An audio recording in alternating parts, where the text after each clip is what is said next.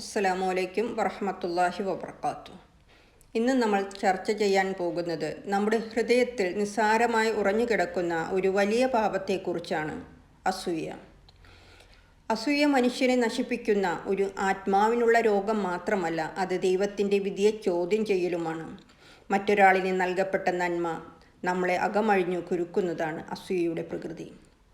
അസൂയയുടെ മഹാഭയാനകത ഖുർആൻ ഇങ്ങനെ വിശദീകരിക്കുന്നു: അതല്ല, അള്ളാഹു അവൻ്റെ ഔദാര്യത്തിൽ നിന്ന് മറ്റു മനുഷ്യർക്ക് നൽകിയിട്ടുള്ളതിൻ്റെ പേരിൽ അവർ അസൂയപ്പെടുകയാണോ എന്നാണ് 4-ാമത്തെ അധ്യായത്തിൽ 54-ാം വചനത്തിൽ ചോദിക്കുന്നത്.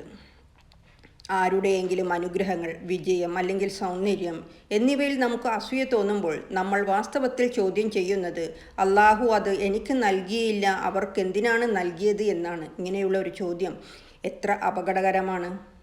പ്രവാചകനായ മുഹമ്മദ് നബി സല്ലല്ലാഹു അലൈഹി വസല്ലമ ഇങ്ങനെ പറയുന്നു: അസൂയയിൽ നിന്നും ദൂരെ ഇരിക്കുക. കാരണം അസൂയ നന്മകളെ ചുട്ടു നശിപ്പിക്കുന്നു, തീ ഇലകളെ നശിപ്പിക്കുന്നത് പോലെ.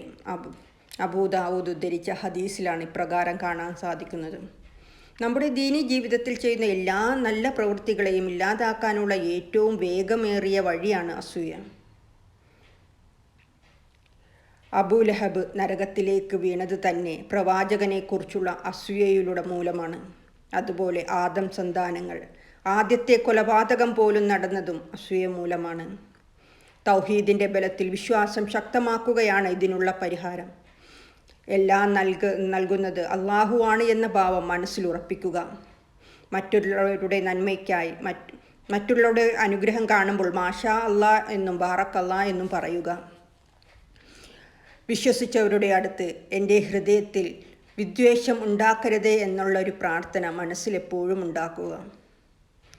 അസൂയ നമ്മളെ നശിപ്പിക്കുന്നതു മുമ്പ് നമ്മുടെ ആത്മാവിനെ ദുർബലമാക്കുന്നു. അത് നമുക്ക് സ്വന്തമാക്കിയ അനുഗ്രഹങ്ങളെ നമ്മോട് വിചാരണ ചെയ്യുന്നു. നാം ചെയ്യുന്ന ഓരോ നല്ല പ്രവൃത്തിയും രക്ഷയുടെ വഴിയാകട്ടെ. അതിനെ നശിപ്പിക്കുന്ന അസൂയയെ മാറ്റി നിർത്താം. മറ്റുള്ളവരുടെ നന്മകളെ കാണുമ്പോൾ അള്ളാഹുൽ ആകാശം പൊളിയുന്നത്ര നന്ദി കാണിക്കുക. മാഷാ അല്ലാഹു ലാ ഖുവത ഇല്ലാ ബില്ലാഹ്. വ അലൈക്കും സ്സലാം വറഹ്മത്തുള്ളാഹി വബറകാതുഹു.